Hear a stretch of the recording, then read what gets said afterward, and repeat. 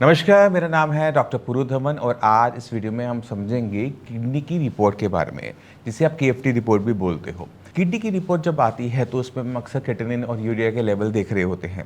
इस क्रेटिनिन के क्या मायने हैं, ये शरीर में कहाँ बनता है, क्यों बनता है, ये कैसे हमारे शरीर में मैनेज होगा, इन सबको हम डिस्कस करने वाले हैं इस वीडियो के अंदर। तो शुरुआत करते हैं सबसे पहले क्रिएटिनिन से। क्रिएटिनिन जो है उसको लेके सब डरते हैं। अगर वो बढ़ जाए तो टेंशन हो जाती है, अगर वो घट जाए तो लगता है कि अच्छा हमने अच्छा काम किया। बट ये क्रिएटिनिन हमारी बॉडी में इकट्ठा हो ही क्यों रहा है उसको समझने की हम कोशिश करेंगे। तो क्रिएटिनिन हर किसी की बॉडी में बनता है, आपकी बॉडी में भी बनता है और मेरी बॉडी में भी बनता है, सबकी बॉडी में बनता है और ऑलमोस्ट सेम अमाउंट में, सेम मात्रा में हर किसी की बॉडी में हर टाइम बन रहा है। बट एक नॉर्मल इंसान की बॉडी में क्या हो रहा है कि क्रिएटिनिन बना, मसल्स में बना, बट किडनी ने उसको बहुत स्पीड से बाहर निकालते रहे, तो इसी वजह से वो बॉडी में ठहर नहीं पाता। अब जब वो ठहर नहीं पाता तो क्या होता है कि क्रिएटिनिन के जो लेवल्स होते हैं वो 0.5 टू 1.1 इसके आसपास रहते हैं, क्योंकि वो तेजी से निकलता जा रहा है। बट एक किडनी फेलियर के पेशेंट की बॉडी में क्या हो रहा है कि क्रिएटिनिन बन तो रहा है बट वो निकल नहीं पा रहा। अब अगर आपकी किडनी कम काम कर रही है, वो या चौक हो गई है, तो क्या होगा कि क्रिएटिनिन बॉडी में इकट्ठा होता चला जाएगा। अगर क्रिएटिनिन आपका 8, 9, 10, 11 जा रहा है, यानी बहुत सारा क्रिएटिनिन अपने ब्लड में इकट्ठा हो गया है, तो किडनी पूरी बंद हो चुकी है। अगर क्रिएटिनिन का लेवल 2, 3, 4, 5, 6 ऐसे कुछ लेवल्स हैं, तो वहाँ पे ये पता लग रहा है कि किडनी कुछ तो काम कर रही है, कुछ तो कर रही है। अब ये जो लेवल्स है 2, 3, 4, 5, 6, यहाँ से हम आइडिया लगा लेते हैं कि किडनी कितने परसेंट काम कर रही है और कितने परसेंट काम नहीं कर रही। मैं आपको एग्जांपल देता हूँ। अगर हम किडनी फेलियर पेशेंट की रिपोर्ट को लेते हैं जिसका लेवल है 1.2 या 1.3। अब 1.2, 1.3 क्या हुआ कि नॉर्मल से 0.1 पॉइंट ऊपर हो गया। ऐसे पेशेंट की जब बायोप्सी होती है ना, तो उसकी किडनी को जब देखा जाता है तो उसमें 30% तक पार्ट खराब मिलता है। 30% पार्ट वो होता है जो डेड हो चुका है। अगर 1.3 पे 30% है तो 2.3 पे कितना होगा, 40 मान लें, 3.3 पे 50 मान लें, और 4 के आसपास 60, 5 के पास 70, 6 के पास 80, है ना, 7 पे 90 और 8 पे 100% किडनी फेलियर मान लेते हैं। इसी वजह से इंडिया में 8 के ऊपर क्रिएटिनिन लेवल जाने पर डायलिसिस भी बोल दिया जाता है कि आप डायलिसिस करवाओ, क्योंकि ये हमें एक आइडिया दे रहा होता है कि बॉडी में किडनी कितना परसेंट काम कर पा रही है। इसका एक कैलकुलेटर भी है जो कि जिसे हम GFR कहते हैं। जब आप आपकी रिपोर्ट देखोगे तो उसमें एक आता है EGFR। ये EGFR क्या है? ये EGFR वो वैल्यू है जो ये बता रही है कि किडनी कितने परसेंट काम कर रही है। अगर आपका GFR है 0 to 15 है, तो आप देखोगे कि आपका क्रिएटिनिन लेवल भी इसी के आसपास 8 के आसपास जरूर आ रहा होगा। अगर क्रिएटिनिन लेवल आपका 2 के आसपास है तो आपका GFR जो आ रहा होगा वो आपका तकरीबन 40-50 के आसपास आ रहा होगा, जो कि ये दिखाता है कि किडनी बहुत ज़्यादा खराब हो चुकी है। तो ये जो GFR की वैल्यूज़ हैं, ये निकल कहाँ से रही है? ये क्रिएटिनिन से निकल रही है, क्रिएटिनिन की वैल्यू से निकल रही है, जो कि आपकी ब्लड रिपोर्ट में आया था। उसके साथ आपकी एज, आपका जेंडर डाल के कैलकुलेशन है, जो कैलकुलेटर है जो आपकी स्क्रीन पर आ रहा है। अब हमने ये तो समझ लिया कि क्रिएटिनिन हमारा ब्लड में क्यों इकट्ठा हो रहा है, बट ये बन कहाँ रहा है इसको जानना भी तो बहुत ज़रूरी है। तो क्रिएटिनिन जो है वो हमारी मसल्स में बनने वाला एक वेस्ट प्रोडक्ट है। अब हम कुछ भी करते हैं, खाना खाते हैं, उसकी थोड़ी बहुत ताकत हमारी मसल्स को भी जाती है, वो भी एनर्जी को कंज्यूम करती है। जब उस एनर्जी को कंज्यूम करती है, वो अपनी मेटाबॉलिक एक्टिविटीज़ करती है, तो उस प्रोसेस के अंदर क्रिएटिनिन हर किसी की बॉडी में निकलता रहता है। अब चलते हैं यूरिया के ऊपर। अब यूरिया को हम पहले अंडरस्टैंड करने की कोशिश करते हैं कि बनता कहाँ पर है। तो यूरिया जो है वो हमारे लीवर में बनता है। हम कुछ भी खाना खाएँ, चाहे हम फ्रूट्स खाएँ, चाहे हम चपाती खाएँ, चाहे हम राइस खाएँ, इन किसी भी खाने पीने की चीज़ को हमारे लीवर के पास जाना पड़ता है डाइजेस्ट होने के लिए। जब लीवर उसे डाइजेस्ट करता है तब जाके हमारी बॉडी उसे कंज्यूम कर पाती है, एनर्जी ले पाती है, वरना वो ऐसे के ऐसे हमारी बॉडी से बाहर चला जाएगा। तो जो लीवर है वो काम कर रहा है। जब वो काम कर रहा है तब वो बॉडी के अंदर एक नाइट्रोजनस वेस्ट बना रहा है, जिसको हम कहते हैं यूरिया। अब जैसे हमारी बॉडी में क्रिएटिनिन इकट्ठा हो रहा था किडनी के ना काम करने की वजह से, इसी वजह से हमारी बॉडी में यूरिया भी इकट्ठा होना शुरू होता है, क्योंकि किडनी इसको भी बाहर नहीं निकाल पा रही। तो क्रिएटिनिन और यूरिया की जो वैल्यूज़ हैं वो दोनों साथ साथ बढ़ना शुरू करती हैं।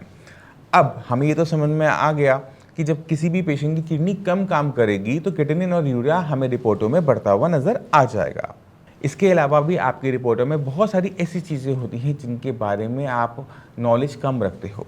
उसमें सबसे ऊपर आता है वो है पोटेशियम। अगर आपके ब्लड के अंदर पोटेशियम की मात्रा बढ़ेगी, उस पोटेशियम की वजह से आपकी हार्ट की मसल्स फटीक हो जाएंगी, वीक हो जाएंगी और क्या करेंगी, धीरे धीरे आपका दिल धड़कना कम करता चला जाएगा। और अगर हार्ट ने ब्लड पंप करना बंद कर दिया तो क्या होगा, पेशेंट की डेथ हो जाएगी। इसी वजह से जब भी पोटेशियम की मात्रा बढ़ती है, मान लो कि 7 हो रही है, क्रिएटिनिन अभी सिर्फ 2 है, डायलिसिस की ज़रूरत नहीं है, बट पोटेशियम की वजह से पेशेंट को डायलिसिस करवाना पड़ेगा। अगर वो नहीं करवाएगा तो पेशेंट को ज़िंदा रखना मुश्किल हो जाएगा। अब पोटेशियम बहुत सारी चीज़ों से बढ़ता है। सेंधा नमक खाओगे तो बढ़ जाएगा, केला खाओगे तो बढ़ जाएगा, नारियल पानी पियोगे तो बढ़ जाएगा, ड्राई फ्रूट्स हैं, आलू है, कीवी है, एवोकेडो है, बहुत सारी चीज़ें हैं जिनसे वो बढ़ जाता है।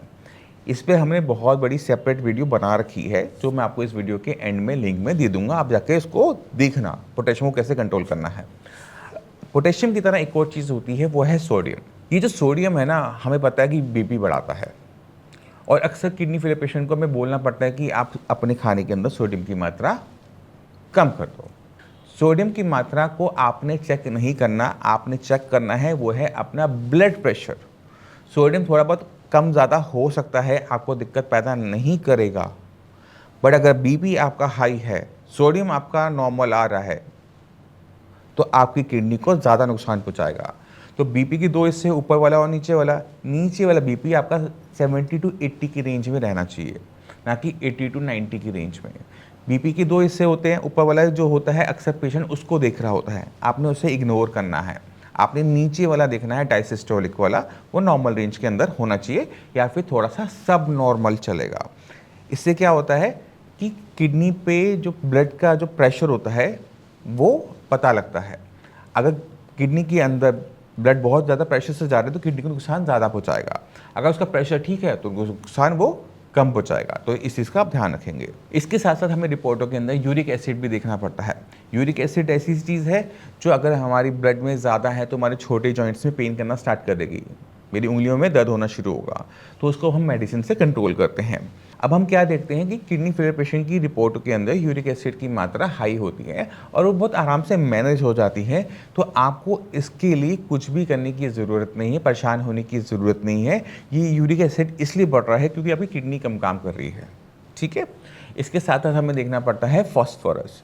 अगर आपकी ब्लड के अंदर फॉस्फोरस की मात्रा बढ़ रही है तो वो आपकी हड्डियों को कमज़ोर कर सकता है, क्योंकि फॉस्फोरस क्या करता है, वो हड्डियों में जो कैल्शियम है उसे रिप्लेस कर देगा। कैल्शियम हार्ड होता है, फॉस्फोरस सॉफ्ट होता है, तो आपकी हड्डियाँ अगर नरम पड़ गई, कमज़ोर हो गई तो दर्द बहुत ज़्यादा करती हैं और ये बहुत आराम से 2-4 मेडिसिन से कंट्रोल में आ जाता है। इसके लिए आपको बहुत ज़्यादा डाइट को कंट्रोल करना या किसी टाइप का और चीज़ करना नहीं एडवाइस किया जाता है। तो जो आपको एडवाइस किया जाए आप बस उतना फॉलो कीजिएगा। तो आपकी रिपोर्टों के अंदर creatinine, urea, phosphorus, uric acid, potassium और सोडियम, ये कुछ 5 ज़रूरी चीज़ें हैं जिन्हें नोटिस में लेना है। अगर आपकी रिपोर्टों में ये कम ज़्यादा हो रहे हैं, खासकर ज़्यादा अगर हो रहे हैं, तो आप सेल्फ ट्रीटमेंट करने से पूरी तरह से बचना। आप रिपोर्ट लेके किसी भी डॉक्टर के पास जाओ, मेरे पास आओ, आपने बस ध्यान रखना है कि ये सेल्फ ट्रीटमेंट से ठीक होने वाली चीज़ें नहीं है। अगर आपका सेल्फ ट्रीटमेंट करते हो तो आप परेशानी में फंस जाओगे। तो ये तो बात हो गई किडनी फेलियर पेशेंट की रिपोर्टों के बारे में। मगर जाने से पहले मैं चाहता हूँ कि कुछ किडनी फेलियर पेशेंट से ज़रूर मिलके जाओ, क्योंकि उससे ना बहुत ज़्यादा हौसला मिलता है कि दुनिया में मैं अकेला नहीं हूँ जिसकी किडनी ख़राब हो रही है, बहुत सारे ऐसे लोग हैं। दूसरा, ये भी पता लगता है कि किडनी कैसे ठीक हो सकती है। तो मैं उम्मीद करता हूँ इस वीडियो से आप काफ़ी कुछ समझ गए कि किडनी फेलियर की पेशेंट की रिपोर्टों में क्रिएटिनिन और यूरिया क्यों बढ़ता है, वो कहाँ बनता है, किन किन चीज़ों की वैल्यू है। फिर भी माइंड में कोई भी डाउट हो, कुछ भी पूछना चाहते हो, मोस्ट वेलकम है, आप मुझसे आके मिल सकते हो, मेरी पूरी टीम से बात कर सकते हो। इसी के साथ तो चलने की आगे चाहूँगा। मिलते हैं अगली वीडियो में, तब तक के लिए नमस्कार। तो रवीना जी, मुझे ये बताओ, ये जो किडनी की दिक्कत थी कब शुरू हुई थी आपकी? 5 महीना पहले हुई थी सर। मार्च मार्च 2024? हाँ 24 में। अच्छा, तब क्या लेवल था, क्या दिक्कत हो रही थी? मेरे को कुछ नहीं, कमजोरी महसूस हो रही थी तो दिखाने गए थे, देखा है बीपी कम नहीं हो रहा था। बीपी कम नहीं होता? बीपी कितना हाई आ रहा था आपका? 180 तक आ रहा था। नीचे वाला? टेबलेट खाने के बाद नीचे वाला भी बढ़ ही आ रहा था। नीचे वाला भी बढ़ा हुआ था? हाँ। कितना था, कुछ याद है? नहीं, कुछ याद नहीं है उसके। अच्छा, और तब क्रिएटिनिन लेवल कितना था मार्च में? 4 था शायद। 4। हाँ, फिर वो बढ़ा घटा क्या हुआ दवाई लेने के बाद? बढ़ते ही गया, जितना इलाज चला उतना ही बढ़ा मेरा। और 4 से कहाँ पहुँच गया था वो? 11 तक पहुँच 11 गया तक पहुँच गया था। हाँ। और 11 कब पहुँचा था वो? 11 मई जून में पहुँच गया था। जून में। और यहाँ पे कब आए? जून से ही जहाँ शुरुआत करी और सर। अब कितना लेवल है? अब 4 पॉइंट आ गया है। तो 11 से 4 पर हम आए हैं हाँ 2-3 महीने में। हाँ सर। अब शरीर में कोई दिक्कत हो रही है? नहीं, दिक्कत कोई नहीं है। खुजली चलती थी तो वो भी बंद हो गई। खुजली चलती थी, बंद हो गई। हाँ। खुजली तो इसलिए चल रही थी क्योंकि क्रिएटिनिन का लेवल हाई जब भी होता है ना तो खुजली चलती है। हाँ, खुजली भूख लग रही थी उस टाइम में? नहीं, वैसे कोई दिक्कत नहीं। अच्छा, उस टाइम डॉक्टर क्या बोलते थे, क्या करना पड़ेगा? डायलिसिस की बोल दी थी डॉक्टर ने। उसी दिन बोल रहे थे आज ऑपरेशन करवा जाओगा हाँ, और बंसल में जाके डायलिसिस कर। डायलिसिस करवाने के लिए बोल रहे थे। तो करवाया क्यों नहीं? नहीं करवाया सर, आपसे मिल ली है तो। ठीक है, लेवल बहुत ज़्यादा था उस टाइम में, 11 का लेवल था, इसलिए डॉक्टर्स बोल रहे थे डायलिसिस करवाने के लिए। बट अब ज़रूरत नहीं है। जरूर। अब लेवल इतना कम है कि आपको करवाने की ज़रूरत नहीं है। बट आपको बीपी भी ध्यान रखने की अभी भी ज़रूरत है, क्योंकि है किडनी आपका बीपी से ख़राब हुआ है, सिकुड़ गया है थोड़ा सा। तो हाँ। अब हमने उसको थोड़ा सा काम उसका अच्छा कर दिया है, हाँ। तो लेवल तो डाउन है, बट अभी बीपी का ध्यान आपको अभी भी रखना पड़ेगा। ठीक है अगर सर। बीपी बढ़ता है तो किडनी पे जोर जाएगा, किडनी पे जोर जाएगा तो मतलब क्रिएटिनिन दोबारा से बढ़ेगा। सर ब्लड कम है उसके लिए। ब्लड का आपका अभी जो चल रहा है वो चल रहा है 7.3 चल रहा है आपका। तो आपको मैंने इस बार एक टैबलेट दी है, उससे आपको ना ब्लड बनना शुरू हो जाएगा। तो इंजेक्शन आपका चल रहा है हाँ ना? हाँ। उसके साथ एक टैबलेट वो लगा दिया है, ठीक है। आपका सेट हो जाएगा।